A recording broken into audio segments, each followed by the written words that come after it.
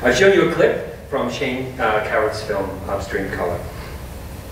What I liked about this scene and why I chose it was that it not only introduces my theme of a sound that we cannot hear, but which deeply troubles the aesthetic subject position, in this case, Chris.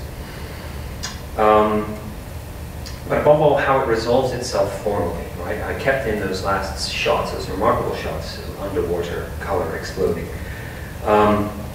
Because rather than giving us the sound that Chris says she hears, as cinema can do, and literature cannot, to vindicate his protagonist's anxiety, Coward prefers to displace the problem entirely. The sonic disturbance is shifted onto a visual plane, where alarming blue colors explode onto the film surface in extreme close-up as the soundtrack plays the submarine rumble of a stream flowing over a submerged microphone. Now this synesthetic gear shift strikes me as very revealing, and it means that the acoustic irritants, the sonic affects that she is bearing, are resolved on another figural or aesthetic plane. They register themselves spatially and are encoded by way of the image, and I'm going to come back to this. I was reminded when I saw this the first time a few months ago of Robert Duncan's first great serial poem, The Opening of the Field, which I know falls outside the 1950 cutoff line, but I'll start with it anyway. The heart of The Opening of the Field is this fourfold lyric sequence called Four Pictures of the Real Universe. The poem is striving to make mythic sense out of the heat death of the universe.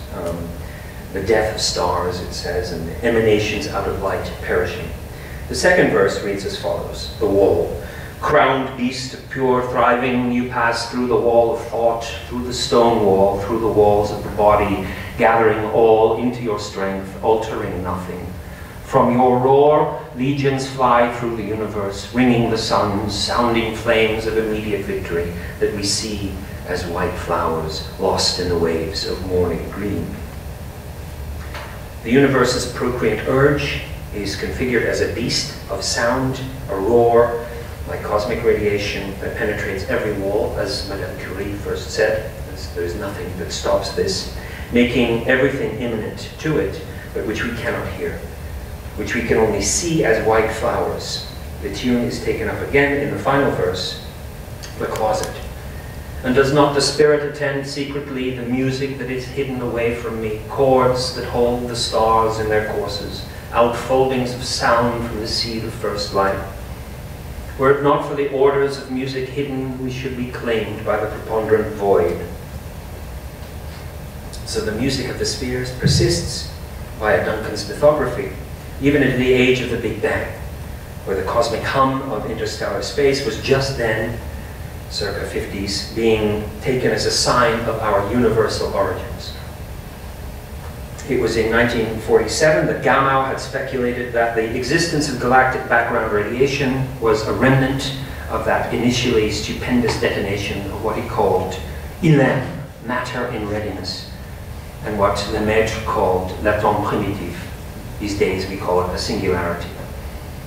The sound of that background hum, though, would not actually be heard by machines until 1964, 4 years after Duncan's poem was published, when Arno Panzias and Robert Wilson of Bell Labs in Hollandale confronted a faint, inimitable noise in the ultra-sensitive microwave receiving system of their radio telescope.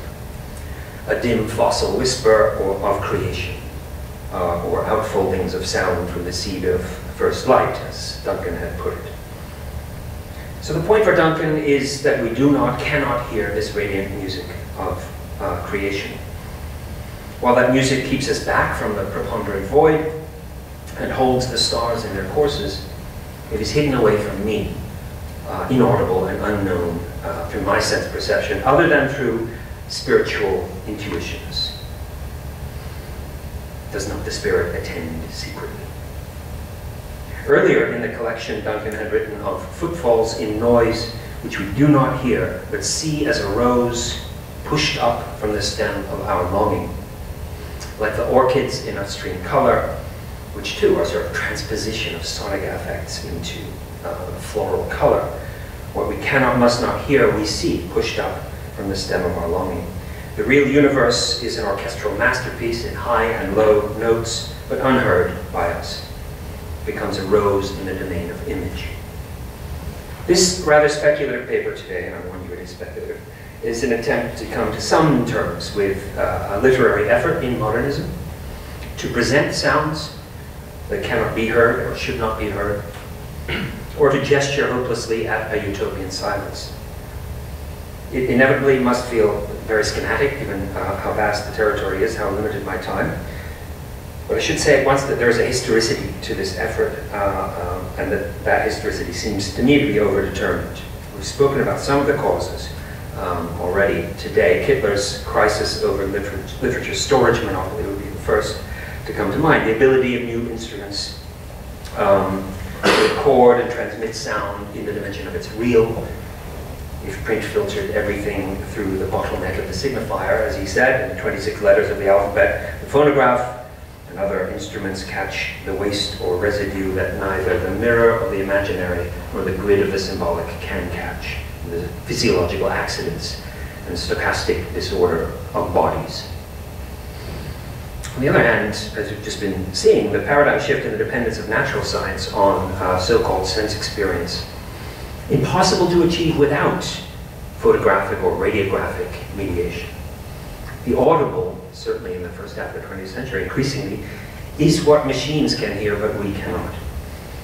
All the discussion around the so-called Big Bang and cosmic hum make this clear, let alone all the spectral cracks and hisses of the short band radio and electromagnetic tape and so on. Those are two conditions. A third, I think, would be the exponential increase in Heidegger's prattle, the speech domain of Das Man, thanks to the democratization of the public sphere and the spread of mass media. Much more speculatively, although I will be drawing on this, the implicit noise of an event horizon implicit in capitalism itself, which is to say this revolutionary bang that is not heard, but which resides in the void, as Badiou says, of a gap between social representation and presentation in modernity.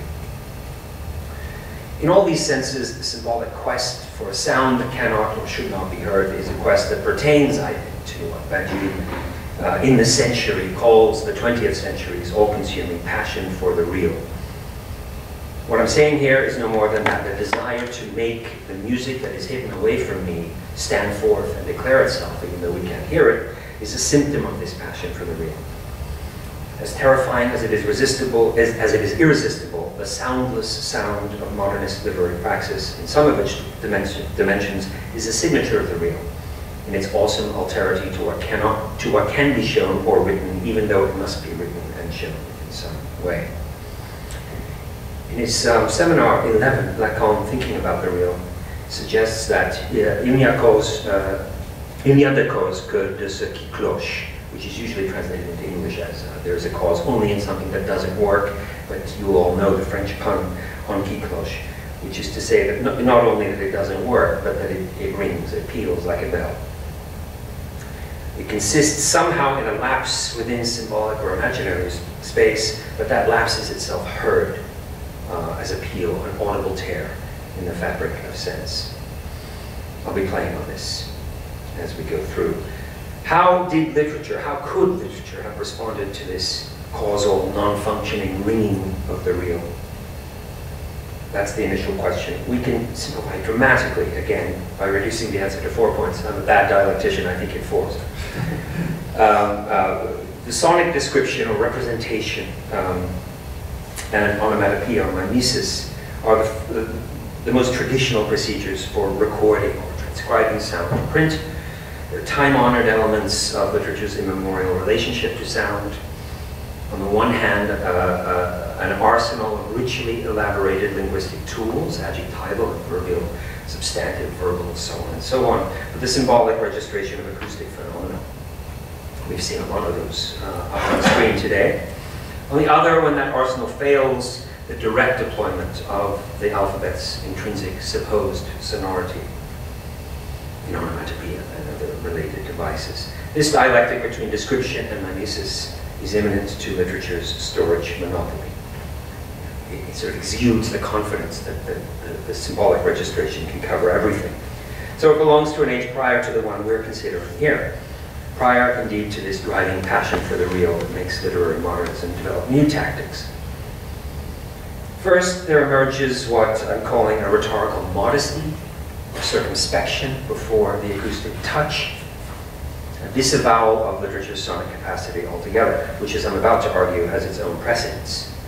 We'll think of Eliot's looking into the heart of light, the silence, or Rilke's ongoing concern with the productivity of silence in the sonic stories, as indicative here. But perhaps a brief lyric quatrain by Mandelstam can clinch the careful, muffled sound of a fruit breaking loose from a tree in the middle of the continual singing of deep forest silence.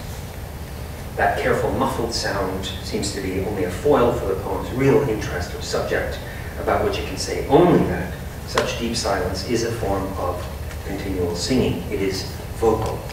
Modernism discovers, it seems to me, that silence has a voice and seeks it out as its own proper subject, its own proper vocal position. Now that all those careful, muffled sounds of mere things falling against each other can be recorded and mechanically reproduced. But that is not sufficient either, although silence certainly plays a large part in what I have to say. It can't really compensate for this radical deficiency now felt in the technical apparatus of literature as regards the real, the sonic real. The real is not silent, after all. It is insistently noisy, a background hum, intermittent hisses and crackles, whistles and whimpers, not precisely audible, but not inaudible either. The real qui cloche. It can't simply be sidestepped by the rhetoric or alibi of silence. A fourth option suggests itself, and what's interesting is that the literary tradition prepares this fourth option historically.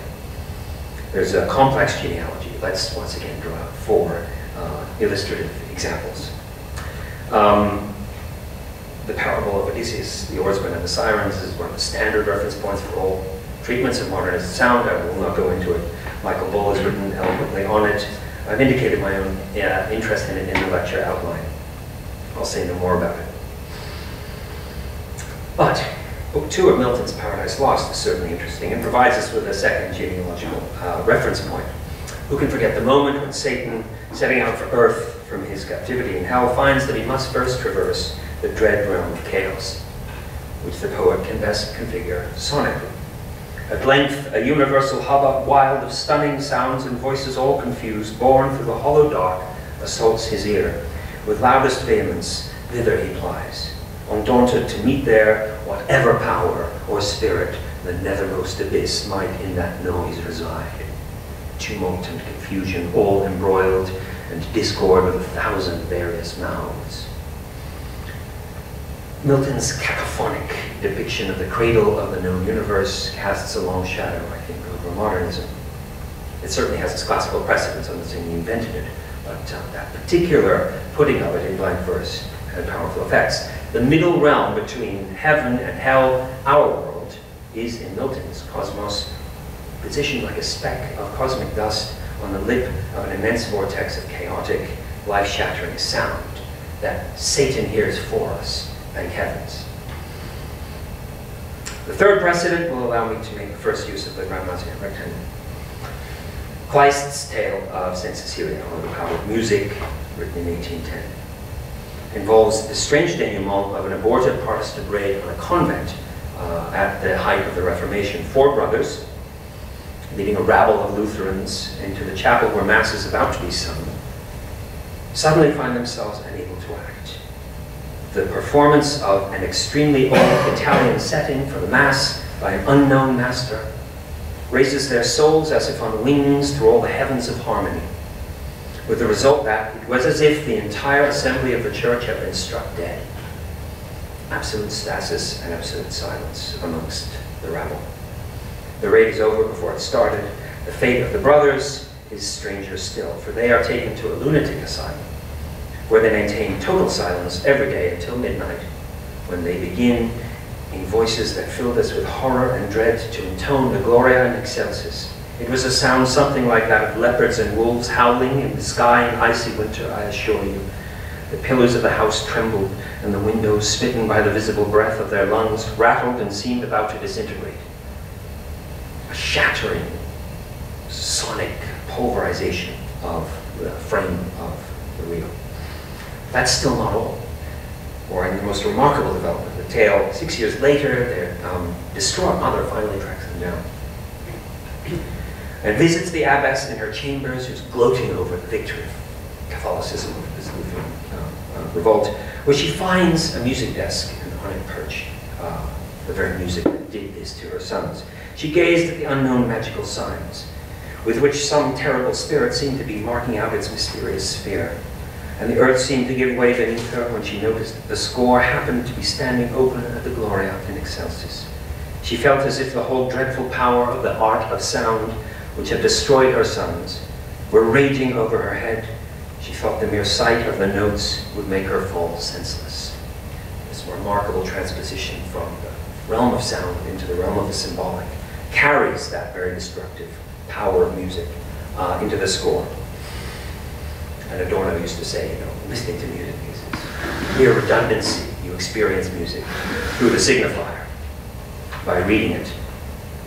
Finally, very briefly and obviously, there's of course Keats, the Ode on the Grecian Urn, that unravished bride of quietness which exhorts from the poet his well-known ejaculation. What mad pursuit, what struggle to escape, what pipes and timbrels, what wild ecstasy. Heard melodies are sweet, but those unheard are sweeter. Therefore, ye soft pipes, play on, not to the sensual ear, but more endeared, piped to the spirit ditties of no tone. Of this, I'll say only that in various ways, Keats seems to be using this apostrophe to the urn as an occasion to reflect allegorically on the status of poetry in an age of print and a hegemonic silent reading. This is an age whose primary relationship to poetry is not oral but visual. And to my mind, he's making a virtue of necessity by appealing to the greater power of non-sensuous audition that a regime of silent reading has entailed. There's the noise. It's always there. Yeah. It's just that what we've just been reading from the tradition and saying about that makes Keats's affirmative accents here look a little dubious. Perhaps they're not the most conspicuous readings one would have of the spirit ditties of no tone. Maybe other accents, other tones could be heard than the pleasant, sweet ones that Keats would want us to hear. And that brings us to Franz Kafka. If there's another author for whom sound was felt at a comparable level of affective extremity, I have not read him or her. We know from Broad that Kafka was uniquely sensitive to sound and sought perfect silence during composition, as did Beckett and Proust. And that one of his earliest published pieces was called simply The Great Noise. But his literary relationship to sonic phenomena comes to a head with two late unfinished stories, which you'll know very well. What's great about Kafka for me is not only the logicality of his narrative forms, but the way in which he always arranges for the rigorous semiotic structures he sets up to be transformed at some critical point in the story by a pericoteia. Some event alters the frame of sense and makes for a shifting of semiological gears, so precise as to present something that has no actual presence in the text. In these late stories, that eventual something has the status of a sound that we could not possibly hear, that, like so much in Kafka, is destined only for the protagonist, but which so modifies the character's world that it effectively functions as the signature, the impress, or the touch of the very real itself. In Investigations of a Dog, the transfigurative sonic event is abruptly announced. It's one of the first things that happens, far ahead of the narrator's capacity to make sense of it. The first part of the story concerns what will be seen to have been the narrator's inability to be faithful to this event, which is a sonic event. His attempts to measure its consequences down paths that are of no consequence, particularly in his investigations into the science of nourishment. And that initial frame, which I call the social frame, assumes, again, a remarkably logical form. Against the governing status quo of canine silence, the narrator discovers an insatiable subjective urge to make noise in the form of incessant questioning. This inaugural dialectic between social quiescence and subjective noise is clearly enough a version of the dialectic between society and individual. What's interesting is where the questioning finally or fatefully goes. It drifts of its own accord into the meaningless and empty chatter of canine science and opinion, which is scarcely better than the silence it breaks, as the dogs are fond of commenting. Forgotten is the very cause, the gicloche of the questioning itself, an event so shocking as to prevent reflection on it in any direct sense. An encounter with a company of 7 singing dogs. Kafka's language is, as always, precise. They did not speak, they did not sing, they remained generally silent, almost determinedly silent, but from the empty air they conjured music. This is the acousmatic voice rendered deeply problematic, because the cause is there, but it's also not there. Everything was music. The lifting and setting down of their feet, certain turns of the head, their running and their standing still, the positions they took up in relation to one another, and so on. Everything is music. This uncanny omnipresence of the sound associates it with sublime Miltonic cacophony, as well as Kleist's power of music. The music gradually got the upper hand, literally knocked the breath out of me and swept me far away from those actual little dogs, and quite against my will, while I howled as if some pain were being inflicted upon me, my mind could attend to nothing but this blast of music which seemed to come from all sides, from the heights, from the depths, from everywhere, surrounding the listener, overwhelming him, crushing him, and over his swooning body still blowing fanfare so near that they seemed far away and almost inaudible. The music, you'll note, is entirely unarticulated. It has no internal differentiation. There are no notes, there's no rhythm, no melody or form. It is perfectly unrepresentable cut in symbolic and imaginary space that suffuses by withdrawing. It's overwhelmingly loud but almost inaudible. It's so near that it seems far away. This is what lies forgotten at the base of the narrator's febrile questioning on the topic of nourishment and in the earth, and it inevitably mounts a return of the repressed in the tale's peripeteia, when the dog puts his researches to the test, fasting in the desert to attain the limit of his body's dependency on nature. Here, at the limit of his bare life, he once again encounters the musical dog, this time singular and handsome. Before that appearance, the desert space is, as usual, subjected to its own acoustic analysis, as follows. Now, away from the generalized silence of dog kind, one hears the rustle and clamor of things as they are, the incessant noise of the world. He goes on about this. To this, the narrator opposes a disciplinary silence, finally desisting from his own verbal racket. But the outcome is paradoxical, since it generates a new noise, the greatest noise I heard in the desert being the sound of my own belly.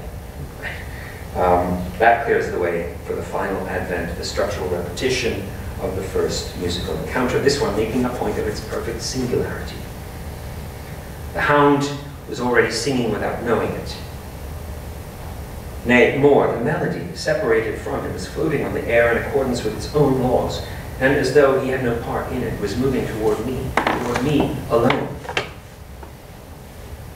The point seems clear. In retreat from the tribulations of the social, the dog is radically exposed to the opposition between being and becoming.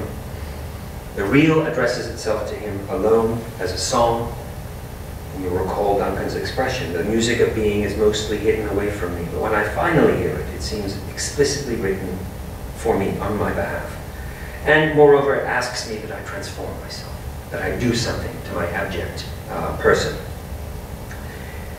It grew stronger and stronger. Its waxing power seemed to have no limits. It already almost burst my eardrums, but the worst was that it seemed to exist solely for my sake. This voice for whose sublimity the woods fell silent. To exist solely for my sake. Was I, that I could dare to remain here, lying brazenly before it in my pool of blood and filth. It doesn't end there. The music of the handsome dog, so sublime as to come from all quarters at once, solely for my sake, makes its purpose known subjectively. Its consequence is that the dog returns to society, pursuing with new vigor his researches into a new science, the science of music. He senses that this singular address of the handsome dog's music pertains not just to a wound in being, but to some act of becoming lodged in himself and the social antagonism that he represents. The music has taught him finally to prize, and I quote, freedom higher than anything else. Freedom, with an exclamation. That is Kafka's, basically the last words he wrote. The dog's researches into dog music, his quest for nothing less than the science of music, is a quest for the science of liberty, too. How to come to terms with this strange movement? Let's look at another late Kafka story, The Unfinished Barrow. It too turns on the narrative of Parabatia. In part one, we read the burrowing creature's satisfaction in having completed his life's work. A vast subterranean burrow, which I'll only play with this in passing, might just perhaps resemble a cyclopean magnification of another tunnel system inside the head. The burrow's opening section ironically celebrates this aesthetic act of completion, whose signal achievement is to have cancelled out the very noise of the world, which in his trips outside the burrow is referred to by the narrator in terms of limitless traffic and rushing. That is what the burrow stops. The most beautiful thing about my burrow is the stillness, he says. Of course, that is deceptive. At any moment, it may be shattered, and then it will all be over. For the time being, however, that silence is still with me. For hours, I can stroll through my passages and hear nothing except the rustling of some little creature which I immediately reduce to silence between my jaws. So here the minor acoustic irritant of the rustling of the small fry is added, a kind of intermittent residual intrusion that's always manageable by force of appetite. But the rectangle can only be completed when outside the burrow, back amongst the traffic of the world, the creature suddenly hears an altogether distinct order of sound. Someone whose invitation I shall not be able to withstand will, so to speak, summon me to him. Such is the closed acoustic semiotic space of part one. Part two begins, as we all know, with the discovery of an entirely new kind of sound, which gradually builds, inevitably shifts the entire ground of the fable. For now is heard for the first time that almost inaudible whistling noise that will have such devastating effects. Here again is the outline of an event that does not immediately declare itself as such. Its first impulse is to write it off. It's the small fry. So the narrator struggles and plays a desperate game of catch-up in an increasingly serious effort to name the cause of this sound. As his relentlessly logical, increasingly paranoid deduction takes place in the foreground, in the background, the other acoustic categories fall into place. His efforts to track and defend against the new sound makes the narrator undertake a prodigious amount of work, which interrupts the silence with the tedious sound of his own labor. And the final cause of the whistling sound comes finally, fatefully into definition for the narrator. It assumes itself a separate sonic category, the beast. And the beast is said to produce noises of such prodigious volume that their implications are literally world-shattering. The narrator speculates, in fact, that he merely hears in the whistling or piping the distant trace echo of those monstrous and utterly unrepresentable sounds.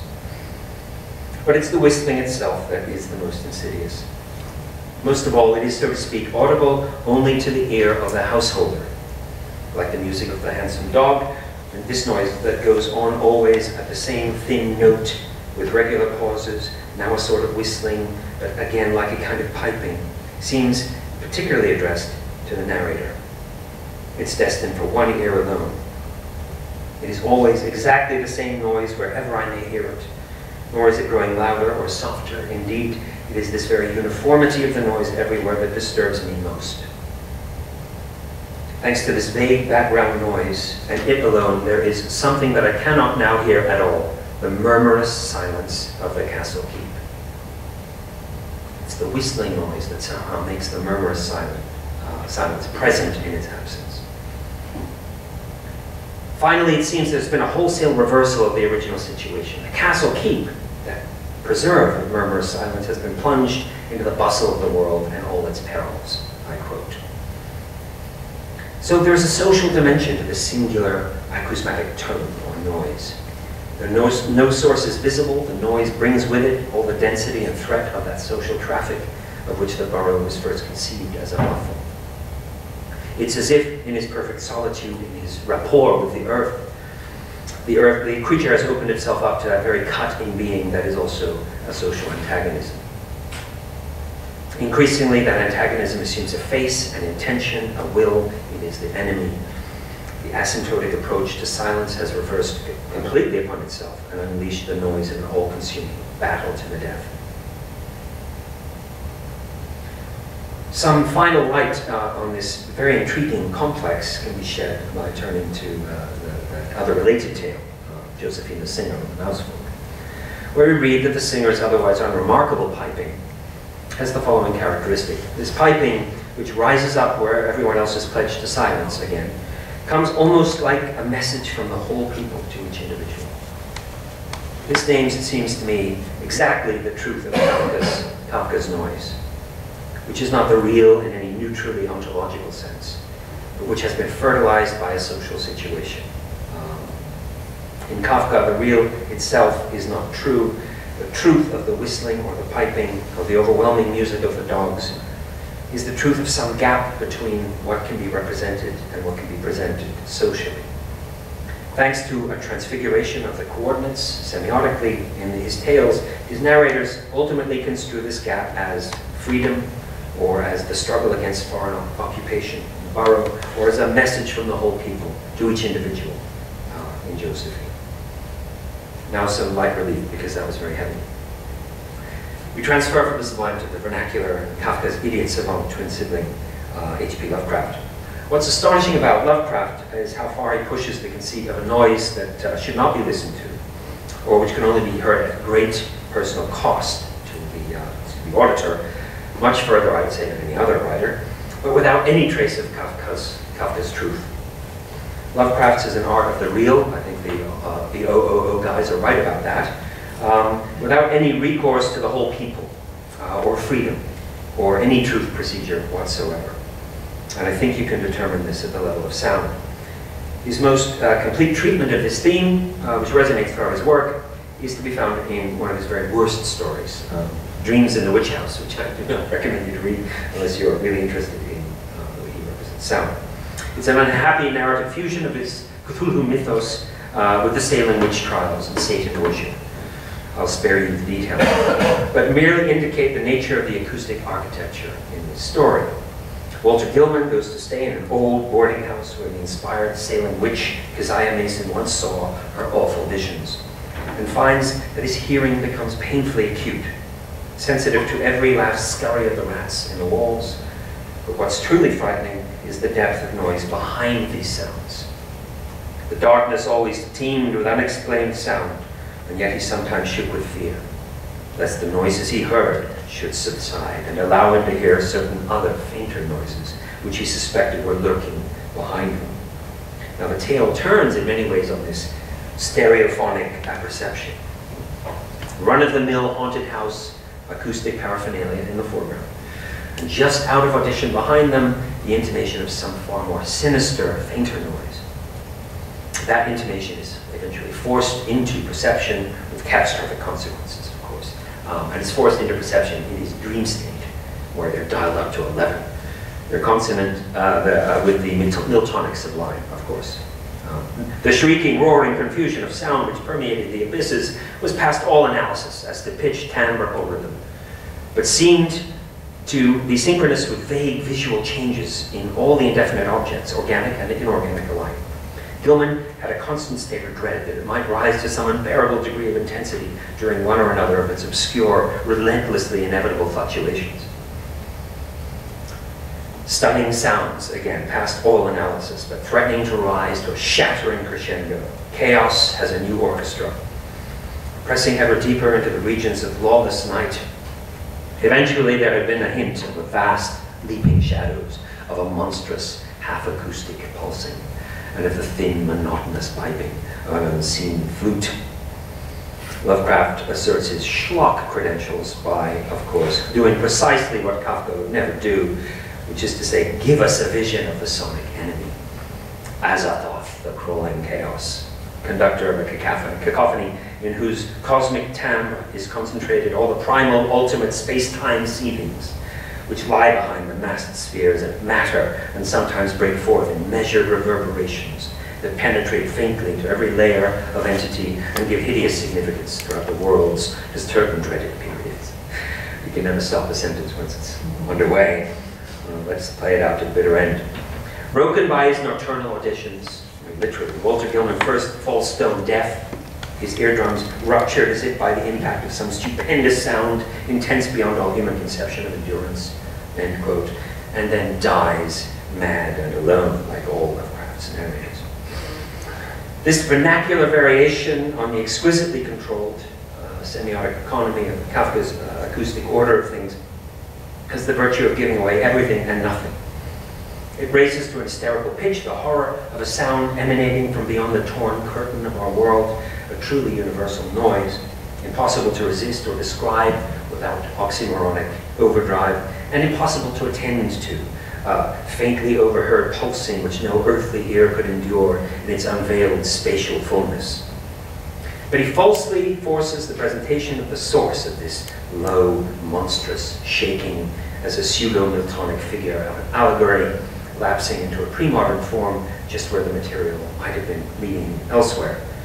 Lovecraft teaches us negatively what Kafka had already taught us, namely that the hitherto veiled cosmic pulsing that becomes audible as a token of the real's eruption into alphabetic space must also have an obscure intersubjective or social logic in order to assume its full symbolic power.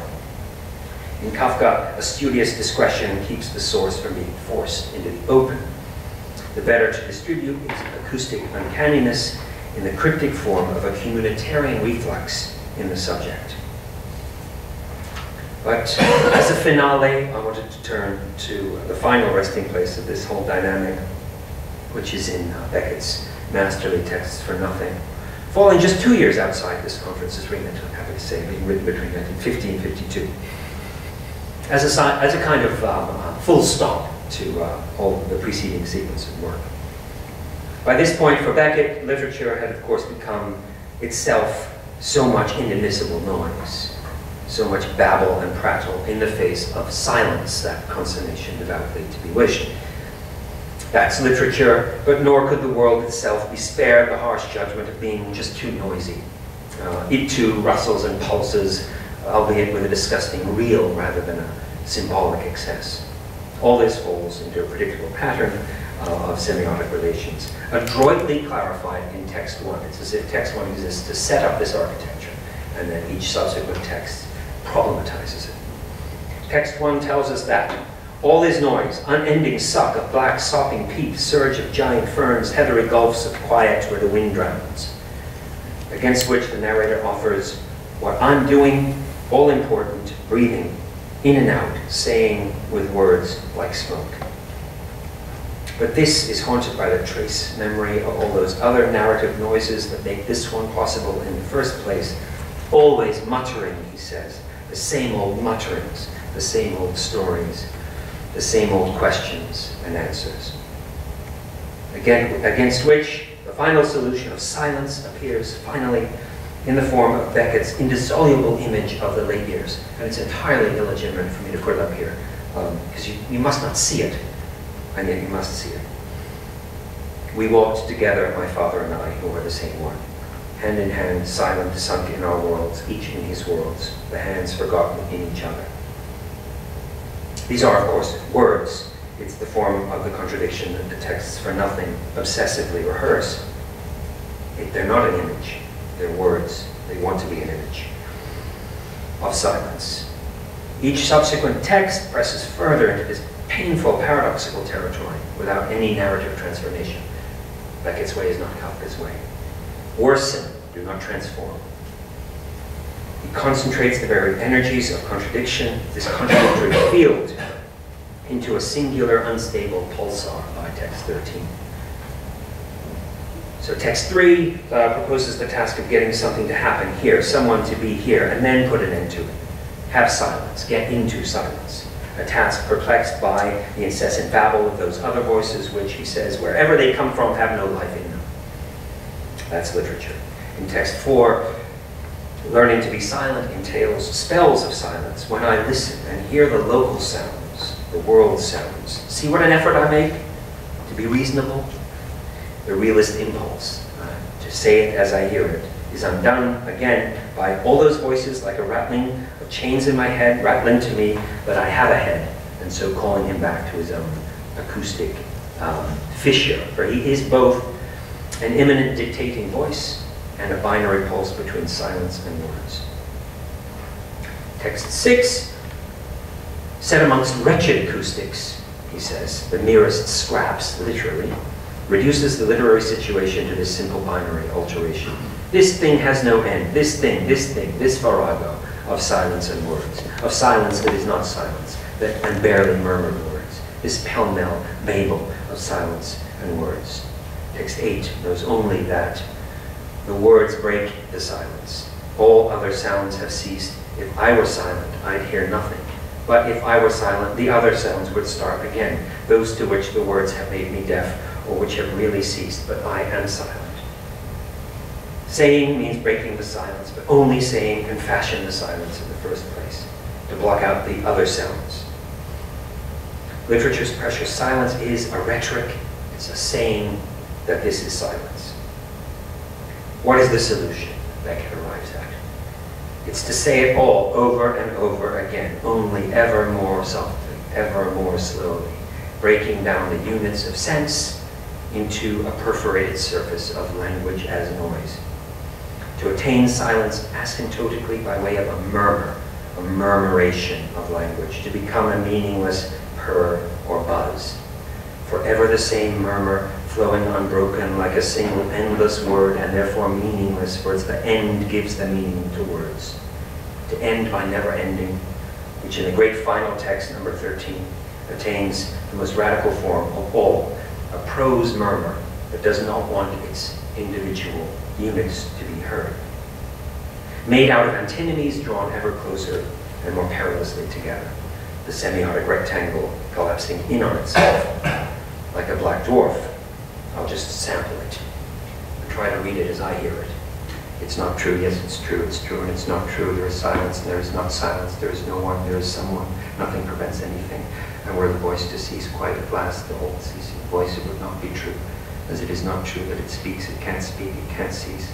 And were there one day to be here, where there are no days, which is no place, born of the impossible voice, the unmakeable being, and a gleam of light, still all would be silent and empty and dark. And now, as soon now, when all will be ended, all said, it says, it murmurs. It's still too loud, too articulate. But here, in the end, again, the image suggests itself, just barely, a mere flicker of light cast upon an unmakeable being, born out of this impossible murmur of antinomial terms. Every sentence is a contradiction, or a series of contradictions. Beckett reduces narrative language to a pulse between 0 and 1, silence and not silence, a dim and distant repetitive signal from the unrepresentable cause, cloche, at the heart of things. Not itself unlike a monotonous piping or faint whistling.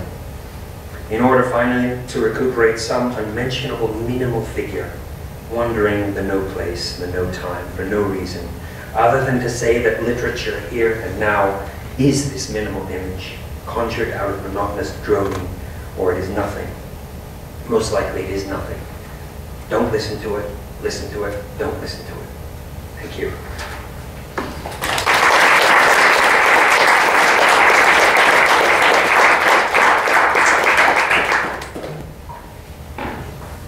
Thank you. Made everything wetty. Sorry. Questions?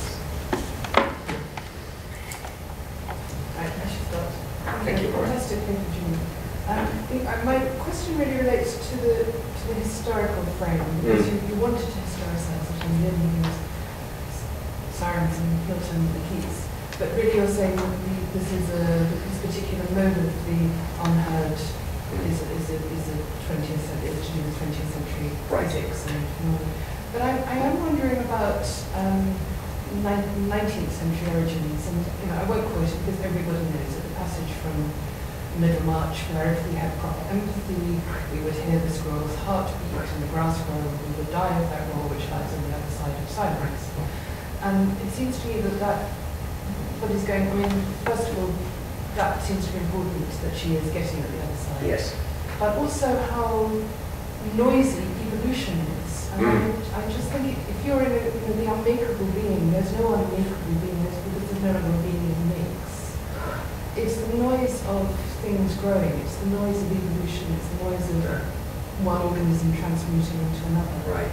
And so whether one might want to place it earlier than some of the 20th century physics or science. That's lovely, and I'm sure you're right. Part of the way this conference was framed was that we are to respond to the evolution of sound recording technologies and the way in which they have shaped or not shaped the evolution of the relationship between literature and sound. There's absolutely no question that the paper could be expanded to book length and take in precisely, I think, that the development of scientific discourse and the development of the idea of Darwinian evolution in terms of relationship between language and being. Absolutely right. Still, it does seem to me that everything becomes far more desperate, intense, serious, and that the procedures, the novelistic procedures that undergird somebody like George Eliot as a kind of capacious bulwark of confidence, that has been undermined. That the relationship is all the more direct, all the more immediate, all the more an emergency. I think you're absolutely right to say that it's there, but I think that the stakes are nowhere near as high as they are for Beckett or Kafka. That's it. Rebecca. Just to continue on that, I wonder, I'm just thinking so much about shell shock and the First World War, when you sort of talking about historicity, that was the first thing that came to my mind, and whether the sort of enforced inability to hear that shell shock produces, the medicalization of the hearing that's happening in this family. We talk a lot about lost limbs and relate that to text. I'm wondering what lost hearing, how that's being played out in the literature of the period, and whether that might be certainly a way of, or that's something that underlines and thinking why it's so prevalent in this period. That's very interesting. I don't have anything immediate to say, but I think you're right. There's an overdetermination. I merely selected four, the four causes that suited me. But you're right. I mean, there's this absolutely dense weave of causal phenomena that's feeding into this raising of the pitch, silence of the inaudible. I mean, certainly the Kafka seems to me to be describing, one of the Kafka seems to be describing tinnitus. Right. I mean, the burrow, as it were, and that majestic realism. Right. It's always with me, only with me. Can I ask you about Heidegger? I mean, it's practical, obviously, how that fits in, because I always associate that with sort of the modernist disdain for the masses. Sure. And Prattle is sort of homogenizing, redundant, emptied of meaning, and it seems to be a very different sort of notion of, noise or the murmur of the world, as all your other, or almost all your other examples, where noise, is rather sort of the opposite of redundancy. Perhaps, that's right. Sort of brings about something new, and it's supposed to come on homogeneity. In the way I've been analyzing these stories, on the far left is generally where Prattle is, right? It's the thing most despised by the semiotic architecture. It's the thing that everything pulls away from. The achievement of silence in relation A to the noise, but B, more importantly, although it's very rarely registered as such, the increased prattle, the meaningless language that keeps the social mechanism reproducing itself, is everything against which this kind of movement is pulling, right? It's directing itself against it. Because it's such abstract prose, or such allegorical prose.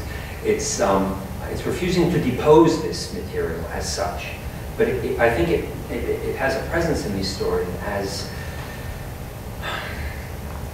the background noise of a social situation that never changes, and from which the narrator must retreat. So the hustle, the rush of the traffic in the borough is something I associate with prattle, right?